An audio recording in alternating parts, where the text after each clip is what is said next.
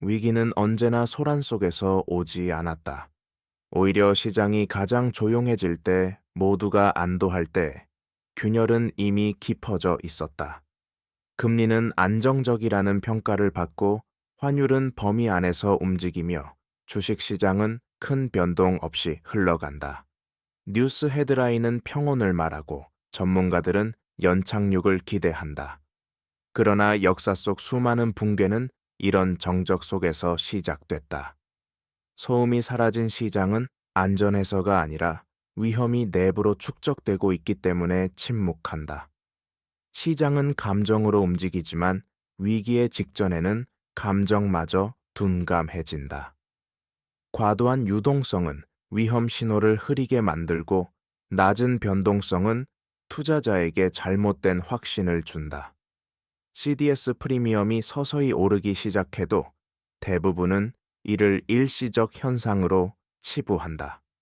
부동산 가격이 멈춰 서도 조정일 뿐이라 말한다. 바로 그 순간 시스템은 이미 한계를 향해 밀려가고 있다. 1997년 한국 역시 그랬다. 외환 보유액은 충분하다고 믿었고 단기 외채의 위험은 과소평가됐다. 기업과 금융기관은 차입을 멈추지 않았고 시장은 이상하리만큼 조용했다. 폭풍 전의 평온이었다.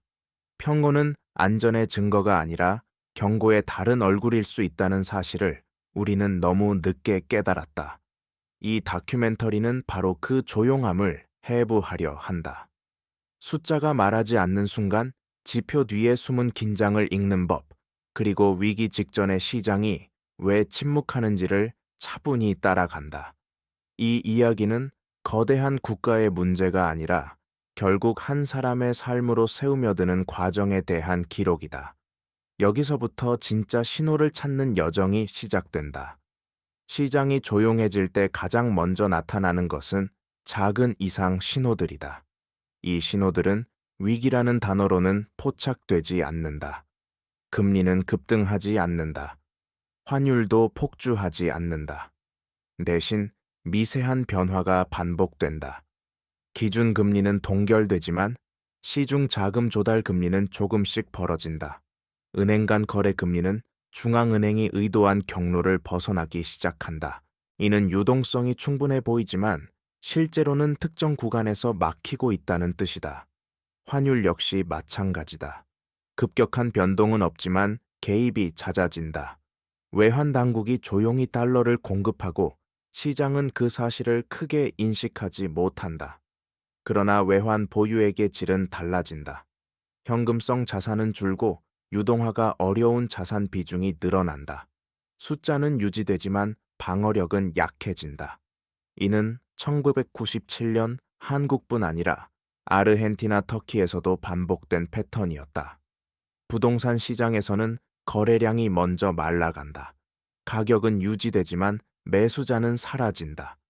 대출 규제가 강화되지 않았는데도 신용심사는 까다로워진다. 금융기관이 위험을 감지했기 때문이다.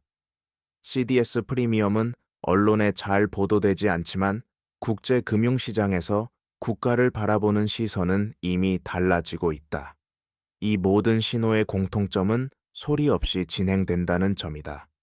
위기는 갑작스럽게 발생하는 사건이 아니라 조용히 쌓인 선택들의 결과다. 시장의 침묵은 안정이 아니라 경고가 확산되지 못하는 상태일 뿐이다. 바로 이 구간에서 대부분의 개인은 아무 일도 없다고 느낀다. 그리고 그 안도감이 가장 위험한 신호가 된다. 경제 충격은 한 지점에서 폭발하지 않는다. 보이지 않는 연결고리를 따라 연쇄적으로 작동한다. 금리가 오르면 가장 먼저 부담을 느끼는 것은 국가가 아니라 기업과 가게다. 이자 비용이 늘어나고 현금 흐름이 약해진다. 그러나 이 단계에서는 아직 위기처럼 보이지 않는다. 연체율은 천천히 움직이고 통계는 뒤늦게 반응한다. 문제는 신용이 한번 흔들리기 시작하면 속도가 급격히 달라진다는 데 있다. 금융 시스템은 신뢰 위에 세워진 구조다. 은행은 예금자가 언제든 돈을 찾을 수 있다고 믿기 때문에 장기 대출을 내준다. 기업은 차환이 가능하다고 믿기 때문에 단기 부채를 늘린다. 이 믿음이 유지되는 동안 시장은 조용하다. 하지만 환율이 불안해지고 외화 조달 비용이 오르기 시작하면 신뢰는 빠르게 줄어든다. 그 순간 유동성은 증발한다. 돈이 사라지는 것이 아니라 누구도 빌려주지 않으려는 상태가 된다. 이 과정에서 CDS는 중요한 역할을 한다. CDS 프리미엄 상승은 국제 자본이 해당 국가의 부도 가능성을 재평가하고 있다는 신호다. 아직 실물 경제는 멀쩡해 보이지만 금융 비용은 이미 위기를 가격에 반영한다. 그리스와 베네수엘라에서 나타났던 현상도 같았다. 충격은 환율과 금리에서 시작해 고용과 소비로 이동한다. 결국 경제 충격의 본질은 속도 차이다. 금융은 즉각 반응하고 실물은 늦게 무너진다. 이 시간차가 사람들을 안심시킨다. 하지만 그 안심이 지속될수록 회복의 비용은 더 커진다. 위기는 조용히 작동하며 한번 움직이기 시작하면 되돌리기 어렵다. 글로벌 사례를 보면 위기 직전에 공통된 장면이 반복된다. 아르헨티나는 통화 가치가 급락하기 전까지 외환 통제가 효과를 내는 듯 보였다. 환율은 관리되고 있었고 물가는 통계상 안정 구간에 있었다. 그러나 CDS는 꾸준히 상승했고 국채 금리는 해외 시장에서 먼저 반응했다. 조용함은 통제의 결과처럼 보였지만 실제로는 자본 이탈이 지연되고 있을 뿐이었다. 그리스 역시 비슷했다. 재정 적자는 이미 구조적이었지만 유로존이라는 보호막이 위험을 가려주고 있었다.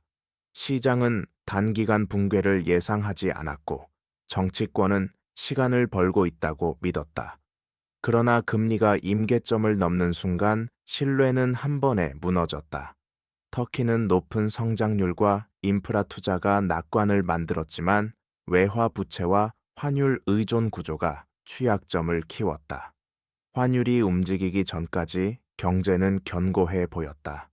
베네수엘라는 자원 부국이라는 착시가 위기를 늦췄다. 유동성은 있었고 통제된 환율은 안정을 연출했다. 그러나 생산 기반이 무너진 상태에서 통화 신뢰가 붕괴되자 평온은 곧 생존의 문제로 바뀌었다. 이 사례들이 말하는 것은 명확하다. 위기는 특정 국가의 문제가 아니라 구조와 선택의 결과다. 조용함은 늘 방패처럼 보인다. 하지만 그 방패는 외부 충격을 막는 것이 아니라 내부 문제를 가리는 역할을 한다. 글로벌 사례는 경고한다. 시장이 가장 말이 없을 때 비교는 이미 끝났고 결과는 준비되고 있었다. 그렇다면 이 조용한 긴장은 한국 경제에 어떤 방식으로 스며들고 있을까? 한국은 개방도가 높은 경제 구조를 갖고 있다. 자본 이동이 자유롭고 환율과 금리는 글로벌 금융 환경에 즉각 반응한다. 겉으로 보기에 시장은 안정적이다. 환율은 급등하지 않았고 기준금리 역시 예측 가능한 범위에서 관리되고 있다. 그러나 구조 안을 들여다보면 다른 그림이 보인다. 가계 부채는 이미 높은 수준에 도달해 있다. 금리가 소폭만 움직여도 소비 여력이 빠르게 줄어든다. 부동산 시장은 가격보다 거래량이 먼저 식어가고 있으며 이는 심리 변화가 시작됐다는 신호다. 기업 부문에서는 단기 차입 비중이 높아졌고 일부 업종은 환율과 글로벌 수요에 과도하게 의존하고 있다. 이런 구조에서는 외부 충격이 크지 않아 보여도 내부 충격이 증폭된다. 특히 주목해야 할 부분은 유동성의 방향이다. 총량은 충분해 보이지만 자금은 안전자산과 대기업 중심으로만 흐른다. 중소기업과 자영업자는 체감금리가 훨씬 높아진다. 금융 시스템은 정상 작동하는 것처럼 보이지만 개인의 삶에서는 이미 긴축이 시작된다. 대출 조건은 까다로워지고 고용은 보수적으로 변한다. 이 단계에서 위기는 통계가 아니라 체감으로 먼저 나타난다. 월급은 그대로인데 지출은 늘고 선택의 여지는 줄어든다. 한국 경제의 조용함은 안정의 증거가 아니라 압력이 분산되고 있다는 신호일 수 있다. 그리고 그 압력은 결국 가장 약한 지점에서 모습을 드러낸다. 위기의 조짐이 감지될 때 정부와 중앙은행은 항상 같은 질문 앞에 선다. 언제, 얼마나 개입해야 하는가? 너무 이르면 시장을 왜곡하고 너무 늦으면 신뢰를 잃는다. 그래서 대부분의 대응은 조용하다. 기준금리는 큰 폭으로 움직이지 않고 유동성 공급은 제도와 창구를 통해 분산된다. 겉으로 보기에는 아무 일도 일어나지 않는 것처럼 보이지만 내부에서는 방어선이 하나씩 세워진다. 중앙은행은 금리뿐 아니라 메시지를 관리한다. 불확실성을 자극하지 않기 위해 안정이라는 단어를 반복한다. 동시에 금융기관에는 보수적 리스크 관리를 요구하고 외환 시장에는 간헐적으로 개입한다. 이는 환율을 고정하기 위한 것이 아니라 속도를 늦추기 위한 선택이다. IMF 위기 당시 한국이 경험했듯 속도를 늦추는 것과 방향을 바꾸는 것은 전혀 다른 문제다. 정부 역시 재정과 규제를 통해 시간을 번다. 부동산 정책은 급격한 충격을 피하기 위해 단계적으로 조정되고 취약계층을 대상으로 한 지원책이 확대된다.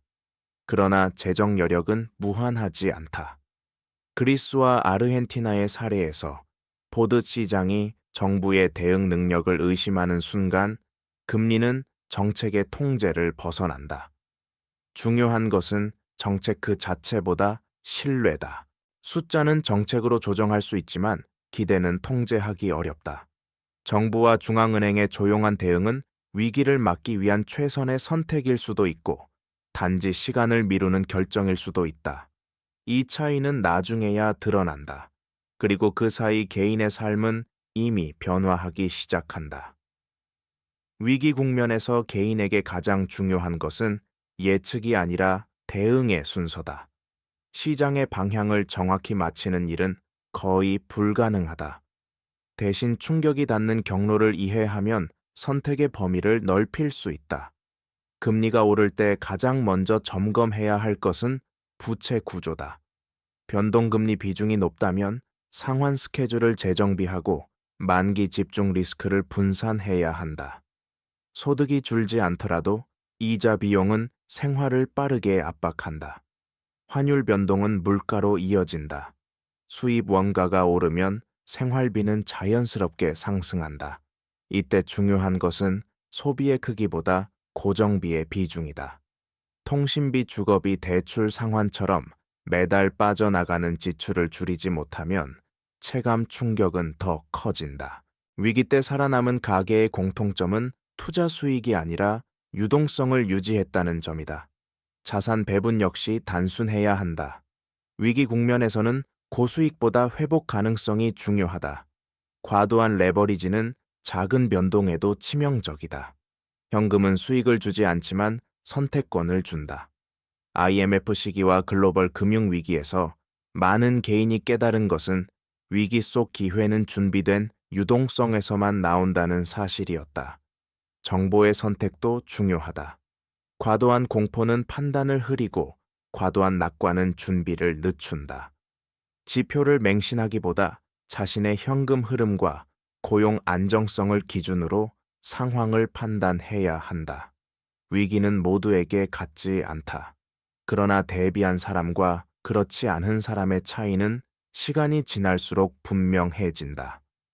개인의 생존 전략은 거창하지 않다. 먼저 버틸 수 있는 구조를 만드는 것, 그것이 위기 앞에서 가장 현실적인 선택이다. 위기의 끝자락에서 남는 것은 숫자가 아니라 기억이다. 사람들은 정확한 금리 수준이나 환율 수치를 잊지만 그 시기에 느꼈던 불안과 선택의 결과는 오래 남는다. 시장이 조용했던 이유는 아무 일도 없어서가 아니라 모두가 같은 방향을 보고 있었기 때문이다. 같은 기대 같은 전제 같은 낙관이 겹칠수록 시스템은 취약해진다. 위기는 늘 다수의 확신 위에서 시작된다. 경제는 반복되지만 방식은 매번 달라 보인다. IMF 위기, 남미의 통화 붕괴, 유럽의 재정 위기, 모두 배경은 달랐지만 흐름은 같았다. 조용함 지연, 그리고 급격한 전환이다. 이 전환점에서 가장 큰 차이를 만드는 것은 정보의 양이 아니라 준비의 깊이다. 누군가는 충격을 견디고 누군가는 같은 충격에 삶의 방향이 바뀐다. 이 다큐멘터리가 던지는 질문은 단순하다. 지금의 평온은 어떤 종류의 평온인가? 구조적 안정에서 나오는 침묵인가? 아니면 위험이 축적된 결과인가? 시장은 답을 직접 말해주지 않는다. 대신 금리의 미세한 변화, 환율의 개입 흔적 유동성의 방향으로 힌트를 남긴다. 경제를 이해한다는 것은 미래를 맞히는 일이 아니다. 다가올 변화에 덜 흔들리는 위치를 찾는 일이다. 조용한 시장일수록 질문은 더 필요하다. 지금 이 평온이 지나간 뒤 우리는 어떤 선택을 했는지 기억하게 될 것이다. 그리고 그 기억이 다음 위기를 대하는 태도를 결정한다. 많은 사람들이 위기를 뉴스 속 사건으로만 인식한다. 숫자가 급변하고 헤드라인이 바뀌는 순간을 위기라고 부른다. 그러나 실제로 개인의 삶을 흔드는 구간은 그 이전이다. 시장이 조용할 때 기업은 채용을 늦추고 투자 계획을 축소한다. 아직 해고는 없지만 신규 기회는 사라진다. 이 미세한 변화는 통계에 잡히지 않지만 사회 전반의 천을 낮춘다. 금융기관의 태도도 달라진다. 대출은 가능하지만 조건이 까다로워지고 심사 기간은 길어진다. 이는 위험 회피가 시작됐다는 신호다. 은행은 미래를 먼저 본다. 가게와 기업이 아직 괜찮다고 느낄 때 금융은 이미 대비 단계로 이동한다. 이 시간차가 위기의 체감을 늦춘다.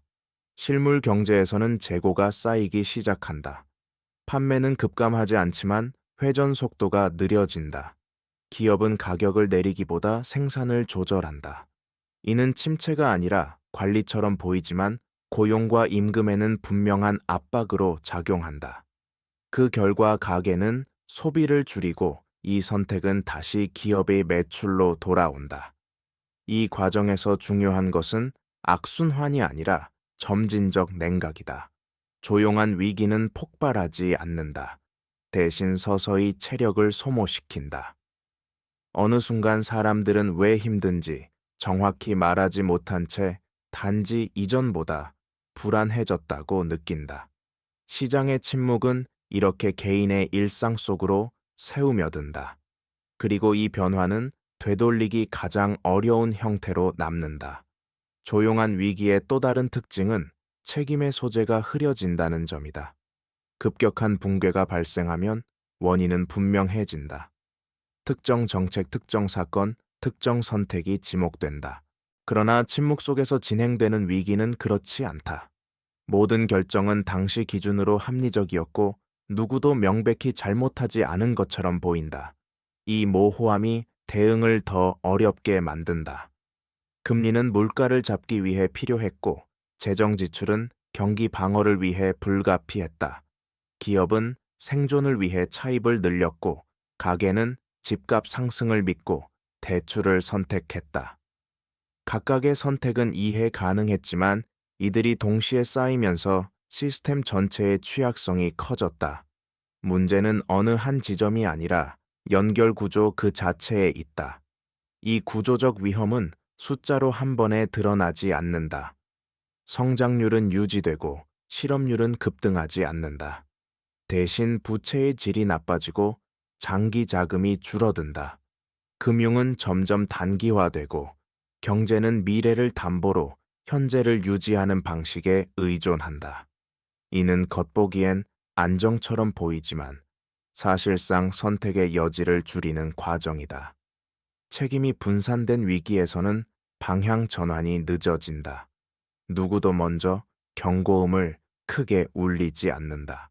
조용함은 갈등을 피하게 해주지만 동시에 결단을 미루게 만든다. 이 지연이 누적될수록 나중에 치러야 할 비용은 커진다. 위기는 이렇게 아무도 주범이 없는 상태로 깊어져 간다. 경제 시스템에서 가장 위험한 구간은 정책 효과의 공백기다. 금리를 올리면 물가는 즉시 반응하지 않는다. 재정을 풀어도 소비는 지연된다. 이 시차는 정상적인 조정 과정이지만 위기 전에는 착시를 만든다. 정책이 이미 작동하고 있다고 믿게 만들고 추가 대응을 망설이게 한다. 그 사이 금융시장은 기대를 먼저 바꾼다. 장기 금리는 단기 정책과 다른 방향으로 움직이고 환율은 미래의 위험을 앞당겨 반영한다. 이때 유동성의 흐름이 중요해진다. 중앙은행이 공급한 자금은 실물로 곧장 가지 않는다. 금융기관의 대차대조표에 머물며 위험이 낮은 자산으로 이동한다. 국채와 우량 회사채는 소화되지만 한계 기업과 취약 가계로의 신용은 줄어든다. 숫자상 유동성은 늘었는데 체감은 더 팍팍해지는 이유다. 이는 아르헨티나와 터키에서 반복된 현상이었다. 정책 신호와 시장 해석이 엇갈리면 변동성은 낮아 보인다. 모두가 관망하기 때문이다. 그러나 관망은 해소가 아니라 누적이다. 기업은 결정을 미루고 가게는 지출을 줄인다. 성장의 엔진이 서서히 냉각되는 동안 정책은 추가 선택을 요구받는다. 더 강하게 개입할 것인가? 아니면 신뢰를 해치지 않기 위해 인내할 것인가? 이 공백기를 관리하지 못하면 조용함은 오래 가지 않는다. 어느 순간 작은 외부 충격이 촉매가 된다. 그때 사람들은 왜 갑자기 흔들리는지 묻지만 답은 이미 이 침묵의 시간 속에 남아있다. 외부 충격은 언제나 사소한 계기로 시작된다. 원자재 가격의 변동, 지정학적 긴장, 한 나라의 신용등급 조정 같은 사건은 단독으로는 치명적이지 않다. 그러나 조용히 쌓여있던 취약성 위에 놓일 때 그 영향은 과장될 정도로 커진다. 시장이 놀라는 이유는 충격의 크기보다 준비되지 않은 상태에서 맞이하기 때문이다. 환율은 가장 먼저 반응한다. 자본은 위험을 피하는 방향으로 움직이고 통화 가치는 빠르게 재평가된다. 이 과정에서 중앙은행의 개입은 효과를 내는 듯 보일 수 있다. 하지만 개입의 목적은 방향을 바꾸는 것이 아니라 시간을 버는 데 있다. 시간이 벌어지지 않으면 정책은 소모된다. 그리스 위기 당시 유럽 중앙은행의 선택들이 그 예였다. 환율 변동은 곧바로 기업의 원가와 가계의 물가로 이어진다. 수입 의존도가 높은 경제일수록 체감 속도는 더 빠르다. 이때 소비는 위축되고 기업은 비용 절감에 나선다. 고용의 질이 먼저 나빠지고 임금 인상은 멈춘다. 아직 실업률은 크게 오르지 않지만 사람들은 불안을 느끼기 시작한다. 외부 충격이 위기를 만드는 것이 아니다. 이미 약해진 구조가 충격을 증폭시킨다. 조용한 시장은 충격을 흡수할 완충 장치를 잃은 상태일 수 있다. 그래서 중요한 것은 사건이 아니라 맥락이다. 이 맥락을 읽지 못하면 다음 충격은 늘 예상보다 크게 다가온다. 신뢰가 흔들리기 시작하면 회복의 조건은 급격히 까다로워진다. 신뢰는 한순간에 무너질 수 있지만 다시 쌓이는 데는 시간이 필요하다. 금융시장은 이를 가장 빠르게 반영한다. 국채 금리의 미세한 상승 장당이 금리의 역전 은행 간 거래의 위축은 모두 신뢰의 균열을 보여주는 지표다. 이 변화는 드라마틱하지 않다. 오히려 너무 조용해서 지나치기 쉽다. 이 시점에서 자본의 이동 방향은 분명해진다.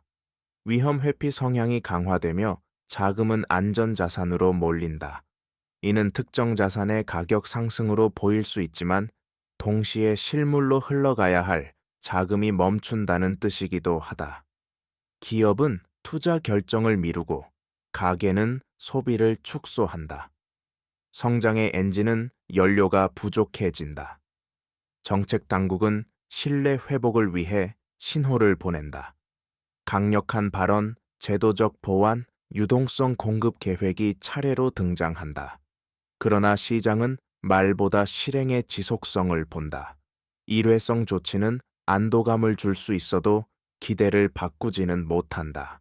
아르헨티나와 그리스가 겪었던 실패는 이 지점에서 반복됐다. 결국 신뢰의 문제는 선택의 문제로 귀결된다. 불편한 결정을 미룰 것인가, 단기 충격을 감수하고 구조를 바꿀 것인가. 조용한 위기의 국면에서는 이 질문이 가장 크게 울린다. 그리고 그 답이 늦어질수록 조용함은 점점 더 불안한 침묵으로 변한다. 조용한 위기가 길어질수록 사회의 균열은 통계 밖에서 먼저 드러난다. 소득 분포의 변화는 평균값에 잘 나타나지 않지만 체감 격차는 빠르게 벌어진다. 금리 상승과 유동성 축소는 동일하게 적용되는 듯 보이지만 충격의 크기는 계층별로 다르다. 자산을 보유한 쪽은 방어 수단이 있지만 현금 흐름에 의존하는 가계는 선택지가 제한된다. 같은 경제 환경에서도 결과가 달라지는 이유다. 중소기업과 자영업자는 비용과 수요의 이중 압박을 받는다. 임대료와 금융비용은 즉각 반영되지만 매출 회복은 지연된다. 이 과정에서 폐업은 급증하지 않는다. 대신 신규 창업이 줄고 기존 사업자는 규모를 축소한다. 고용의 질이 낮아지고 비정규 일자리가 늘어난다. 숫자는 완만하지만 삶의 안정성은 빠르게 약해진다. 주거 시장에서도 변화는 조용하다. 가격이 급락하지 않아 위기처럼 보이지 않지만 이동성은 줄어든다. 대출 문턱이 높아지며 청년층의 선택은 제한되고 가구 형성은 늦어진다. 이는 소비와 출산 노동시장 참여로 이어지는 장기적 영향의 시작점이다. 당위 지표가 말해주지 않는 비용이 누적된다. 이처럼 조용한 위기는 사회의 결을 바꾼다. 갈등은 표면화되지 않지만 신뢰는 서서히 마모된다. 경제의 침묵은 안정의 신호가 아니라 조정이 지연되고 있다는 표시일 수 있다. 이 침묵을 어떻게 해석하느냐에 따라 이후의 선택과 회복의 경로는 완전히 달라진다. 조용한 위기 국면에서 가장 혼동을 주는 것은 지표 간의 불일치다. 성장률은 유지되는데 체감 경기는 악화되고 물가는 둔화 신호를 보이는데 생활비 부담은 줄지 않는다. 이는 평균값과 분포의 차이에서 발생한다. 소수의 대기업과 특정 산업이 수치를 떠받치는 동안 다수의 가계와 중소기업은 하방 압력을 받는다. 지표는 안정처럼 보이지만 실제 경제의 무게중심은 이미 이동하고 있다. 금융시장에서도 같은 현상이 나타난다. 주가지수는 횡보하거나 완만히 상승하지만 거래대금은 줄어든다. 이는 참여자가 줄고 있다는 신호다. 시장이 조용한 이유는 낙관이 커서가 아니라 확신이 사라졌기 때문이다. 확신이 사라진 시장은 변동성이 낮아 보이지만 충격에 더 취약하다. 작은 뉴스에도 방향이 급격히 바뀔 수 있는 상태다. 부동산 지표 역시 착시를 만든다.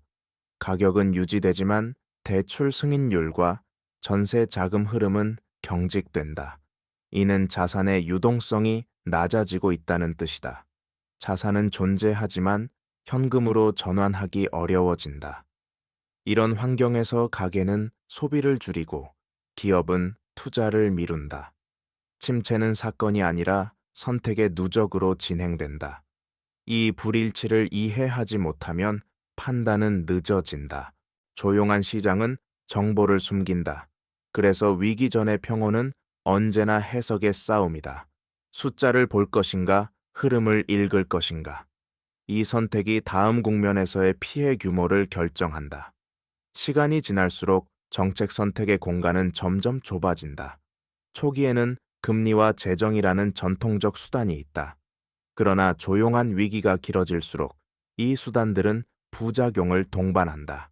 금리를 더 올리면 가계와 기업의 부담이 급격히 커지고 재정을 더 풀면 국가 신용과 미래 세대의 부담이 문제로 떠오른다. 선택지가 남아있는 것처럼 보이지만 실제로는 어느 쪽이든 비용을 감수해야 하는 구간에 들어선다. 이때 중앙은행의 신뢰는 특히 중요해진다. 시장은 정책의 방향성보다 일관성을 본다. 목표가 자주 바뀌거나 메시지가 흔들리면 변동성은 억제되지 않는다. 터키의 사례가 이를 보여준다. 단기 성장을 위해 통화 정책의 신뢰를 희생했을 때 환율과 물가는 통제를 벗어났다. 조용한 위기 속에서의 작은 불씨는 나중에 큰 대가로 돌아온다. 재정 정책도 마찬가지다. 위기 대응 명목으로 확대된 지출이 구조 개혁 없이 지속되면 효과는 점점 줄어든다. 시장은 단기 부양보다 지속 가능한 경로를 요구한다. 그리스가 겪었던 어려움은 재정 지출 자체보다 신뢰할 수 있는 회복 계획이 없다는 인식에서 비롯됐다. 조용함은 시간을 주지만 방향을 대신해 주지는 않는다. 결국 이 국면에서 중요한 것은 속도가 아니라 선택의 질이다. 빠른 결정이 항상 옳지는 않지만 미뤄진 결정은 대체로 더 비싸다. 조용한 위기는 이렇게 정책의 무게를 키워간다.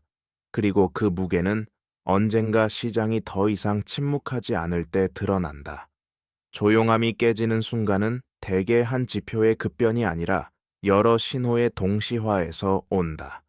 환율이 먼저 움직이고 단기 자금 시장이 경직되며 위험 프리미엄이 한꺼번에 재가격된다. 이때 사람들은 갑작스럽다고 말하지만 시장은 이미 오래전부터 준비해왔다. 침묵의 시간 동안 쌓인 선택들이 한 방향으로 정렬되는 순간이다. 특히 단기 외화 조달 의존도가 높은 구조에서는 속도가 치명적이다. 만기 롤오버가 원활하지 않으면 기업은 즉시 현금 압박을 받는다. 은행은 담보를 요구하고 신용은 빠르게 위축된다. 이 과정에서 CDS와 스프레드는 폭발적으로 반응하지만 실물 지표는 여전히 지연된다. 이 시차가 공포를 증폭시킨다. 한국이 IMF 위기에서 경험했던 급전직하의 체감은 바로 이 구간에서 발생했다. 시장 참여자들의 행동도 바뀐다.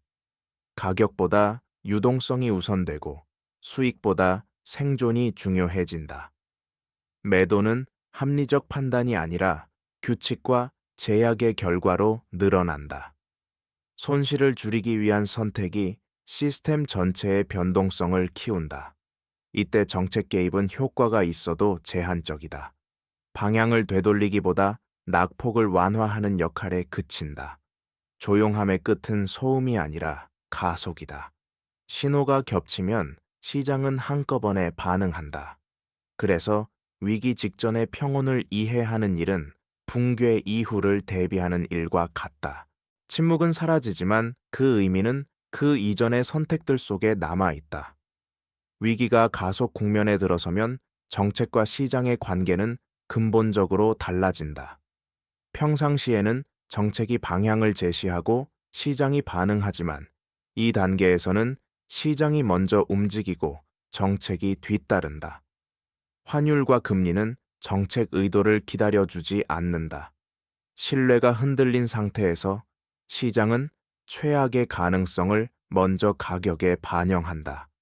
이는 과잉 반응처럼 보일 수 있지만 불확실성 속에서 합리적인 방어 행동이다. 이때 중요한 역할을 하는 것이 국제 자본의 시선이다. 국내 지표보다 글로벌 포트폴리오 조정이 더 큰 영향을 미친다. 한 국가의 문제가 아니라 시스템 전반의 위험으로 인식되는 순간 자본은 국경을 넘는다. 그리스와 아르헨티나가 겪었던 급격한 금리 상승은 내부 정책 실패만의 결과가 아니었다. 글로벌 환경 속에서 신뢰를 유지하지 못한 구조적 한계가 동시에 드러난 결과였다. 국내에서는 체감 충격이 빠르게 확산된다. 금융기관은 대출을 줄이고 기업은 현금 확보에 집중한다. 투자는 중단되고 고용 계획은 보류된다. 이 과정에서 소비는 급격히 위축된다. 아직 통계에 잡히지 않아도 일상에서는 분명한 변화가 나타난다. 사람들은 지출을 미루고 불확실한 선택을 피한다. 경제는 심리의 영향을 가장 직접적으로 받는 단계에 들어선다. 이 국면에서 회복의 열쇠는 단기 처방이 아니다. 시장은 방향성과 일관성을 요구한다. 조용한 위기에서 쌓인 신뢰의 장호가 얼마나 남아있는지가 이후의 경로를 결정한다. 이 장호가 충분하다면 충격은 완화된다. 그렇지 않다면 조정은 더 깊어질 수밖에 없다. 위기의 한복판에서 사람들은 자주 묻는다. 언제가 바닥인가? 그러나 역사적으로 더 중요한 질문은 어디에서 균형이 다시 형성되는가였다. 가격의 저점은 사후에만 알 수 있지만 구조의 변화는 진행 중에 감지된다. 위기 국면에서 나타나는 첫 번째 변화는 행동의 재정렬이다. 무리한 확장은 멈추고 생존 가능한 범위로 활동이 축소된다. 이는 후퇴처럼 보이지만 사실상 새로운 균형을 찾는 과정이다. 금융 시스템에서는 손실이 드러나기 시작한다. 부실은 갑자기 생기는 것이 아니라 그동안 숨겨져 있던 것이 표면으로 올라온다. 연체율은 서서히 상승하고 자산 가치는 재평가된다. 이 과정은 고통스럽지만 필요하다. 아르헨티나와 그리스가 겪었던 장기 침체는 정리가 지연될수록 회복이 늦어진다는 사실을 보여준다. 조정이 시작될 때 비로소 불확실성은 줄어든다. 개인의 삶에서도 변화는 명확해진다. 선택은 단순해지고 우선순위는 생존과 안정으로 이동한다. 과거의 기대 수익은 의미를 잃고 지속 가능성이 기준이 된다. 이는 소비와 투자 모두에 적용된다. 위기 이후 살아남은 가게는 더 보수적이지만 동시에 더 탄력적인 구조를 갖게 된다. 균형은 어느 날 갑자기 찾아오지 않는다. 조용한 위기의 끝은 또 다른 조용함으로 이어진다. 다만 그 조용함은 이전과 다르다. 무시된 위험 위에 세워진 평온이 아니라 손실을 인정하고 다시 계산된 침묵이다. 이 차이가 다음 사이클의 출발점을 결정한다.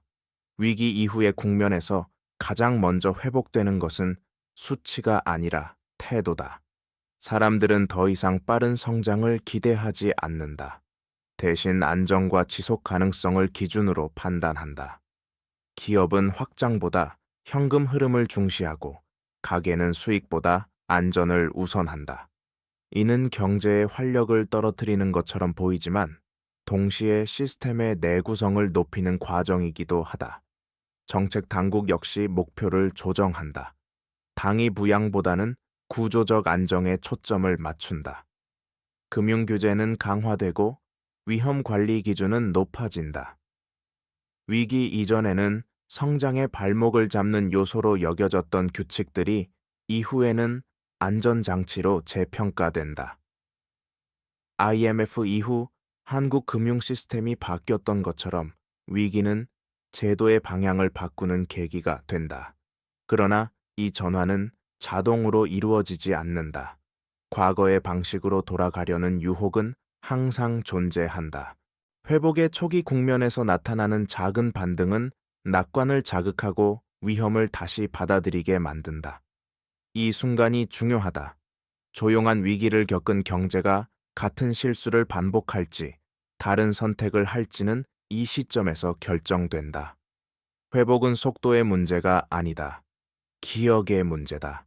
무엇이 문제였는지, 어떤 선택이 취약성을 키웠는지를 잊지 않는 것.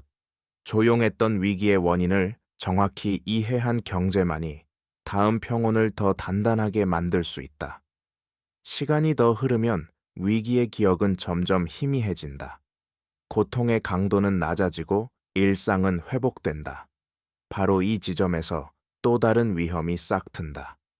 사람들은 위기가 지나갔다고 느끼는 순간부터 그 원인을 다시 단순화하기 시작한다. 운이 나빴다거나 외부 요인이 컸다고 말하며 구조적 문제를 뒤로 미룬다. 조용한 위기가 반복되는 이유는 대부분 이 기억의 왜곡에서 시작된다. 금융시장에서는 위험 프리미엄이 다시 낮아지고 차입 비용은 완화된다. 이는 회복의 신호이기도 하지만 동시에 경계심이 느슨해졌다는 뜻이기도 하다. 자산 가격은 서서히 오르고 레버리지는 다시 정당화된다. 이전과 다른 점은 없다고 느끼지만 사실 다른 것은 오직 기억뿐일 수 있다. 구조가 바뀌지 않았다면 다음 충격의 형태만 달라질 뿐이다. 가계와 기업도 같은 길을 걷는다. 위기 직후에는 보수적이던 재무 구조가 시간이 지나며 다시 공격적으로 변한다. 안정은 비용처럼 느껴지고 성장은 다시 목표가 된다. 이 전환이 너무 빠를 때 조용한 균열은 다시 쌓이기 시작한다. 통계는 개선되지만 여유는 사라진다. 경제는 망각의 속도만큼 취약해진다. 위기를 겪고도 무엇을 배웠는지 기억하지 못한다면 평온은 다시 경고가 된다. 다음 사이클의 시작은 언제나 조용하다. 그리고 그 조용함을 어떻게 해석하느냐가 미래의 충격을 결정한다. 조용한 평온을 다시 마주했을 때 필요한 것은 예측이 아니라 기준이다. 경제는 언제나 복잡하지만 판단의 기준이 분명하면 흔들림은 줄어든다. 가장 중요한 기준은 부채의 속도다. 소득과 생산성의 증가 속도보다 부채가 빠르게 늘고 있다면 그 평온은 지속되기 어렵다. 금리가 낮다는 이유만으로 감당 가능한 구조라고 믿는 순간 위험은 이미 축적되고 있다. 다음으로 봐야 할 것은 자금의 사용처다. 유동성이 생산성과 연결되는지 아니면 자산 가격을 떠받치는 데 머무르는지에 따라 결과는 달라진다. 부동산과 금융자산으로만 흐르는 자금은 단기 안정감을 주지만 장기 성장의 기반을 약화시킨다. 이는 위기 직전 많은 국가에서 반복된 장면이다. 숫자는 커졌지만 버팀목은 얇아졌다. 개인의 기준도 마찬가지다. 소득이 늘지 않는데 자산 가격 상승에 의존하고 있다면 평온은 착시일 수 있다. 안정적인 현금 흐름과 낮은 고정비 선택 가능한 여유가 있는지가 핵심이다. 위기는 언제나 선택의 폭을 줄이는 방식으로 다가온다.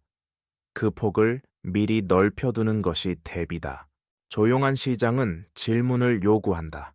왜 지금 안정적으로 보이는가?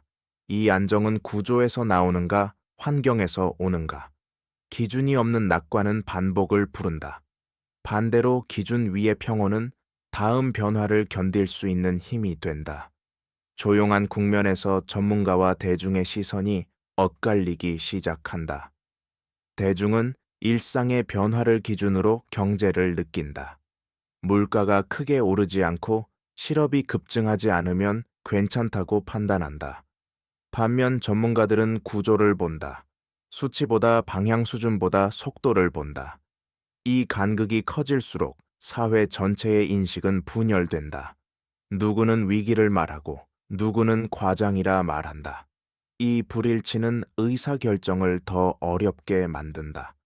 정책 당국은 대중의 불안을 자극하지 않기 위해 표현을 완화하고 시장은 그 완화를 안도 신호로 해석한다. 그러나 구조적 지표는 여전히 경고를 보낸다.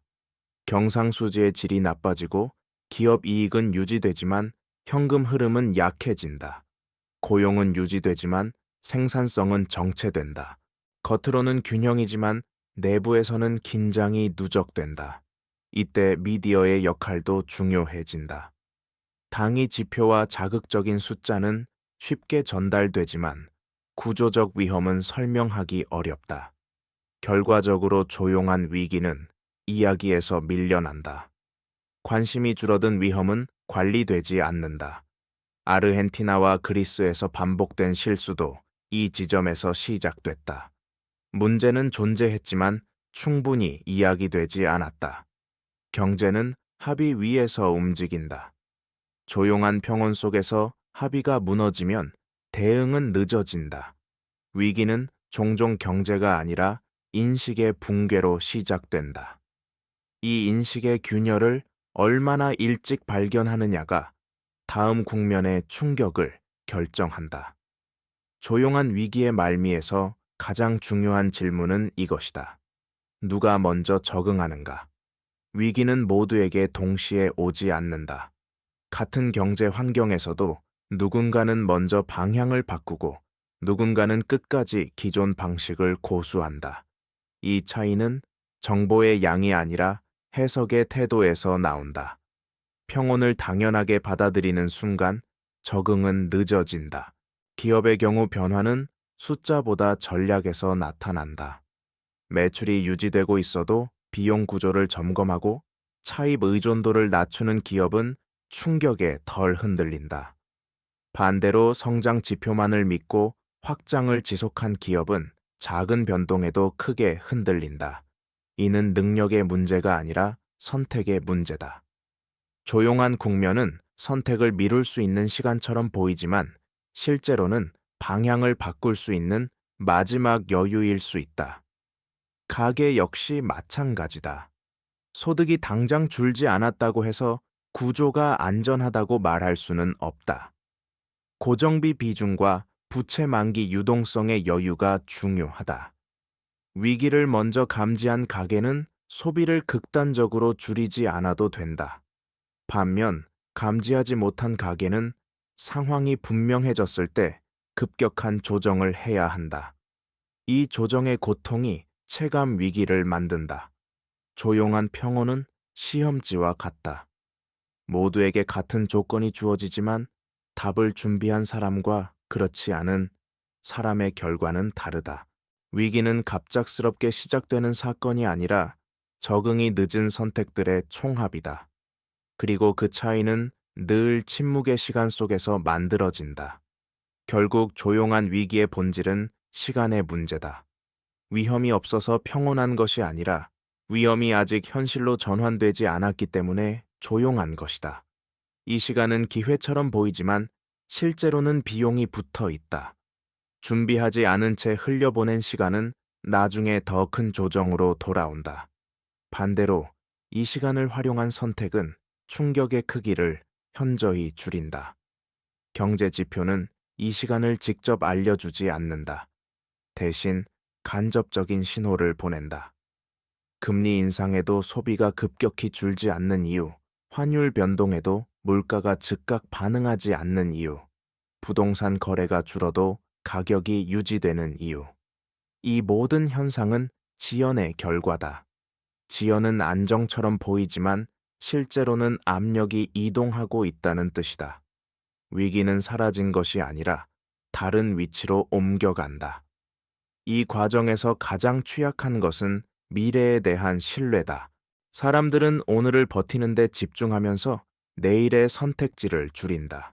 기업은 연구와 투자를 미루고 가게는 장기 계획을 포기한다. 이는 당장의 생존에는 도움이 되지만 회복의 속도를 늦춘다. 조용한 위기는 이렇게 미래를 조금씩 소모한다. 그래서 중요한 것은 지금의 평온을 어떻게 정의하느냐다. 아무 일도 일어나지 않는 상태인가? 아니면 변화가 준비되고 있는 상태인가?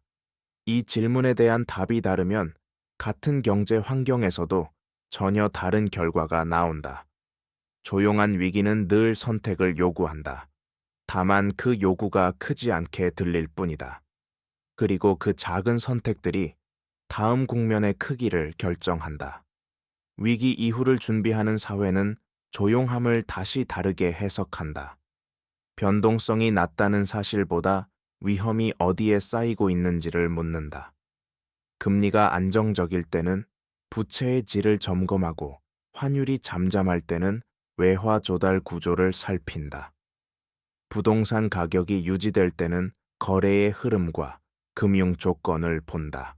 조용함을 안도의 근거가 아니라 점검의 신호로 바꾸는 순간이다. 제도 역시 이 인식 전환을 반영해야 한다. 금융 규제는 위기 직후에만 강화되어서는 효과가 없다. 평온한 시기에 작동하는 규칙이 중요하다. 완충 자본 유동성 커버리지, 스트레스 테스트는 소음이 없을 때 의미를 가진다. 한국이 IMF 이후 축적한 제도적 교훈은 바로 이 지점에서 힘을 발휘했다. 다만 제도는 유지와 업데이트가 필요하다. 환경이 바뀌면 취약성도 이동한다. 기업과 가계의 역할도 분명해진다. 기업은 성장의 속도보다 지속 가능성을 기준으로 전략을 조정하고, 가계는 자산의 크기보다 현금 흐름의 안정성을 중시한다. 이는 보수적 선택처럼 보이지만 위기 대응력은 이 선택에서 나온다. 평온은 언제든 끝날 수 있지만 구조는 쉽게 바뀌지 않는다. 조용한 시장을 해석하는 방식이 바뀌면 다음 위기는 덜 파괴적일 수 있다. 완벽한 방어는 없지만 충격을 흡수할 여지는 만들 수 있다. 그 여지는 늘 침묵의 시간에 준비된다. 그리고 이 준비가 위기와 회복 사이의 간격을 결정한다. 조용한 위기를 다룬 이야기가 길어질수록 한 가지 사실은 더욱 분명해진다. 경제의 문제는 언제나 숫자로 시작하지만 결국 선택으로 귀결된다.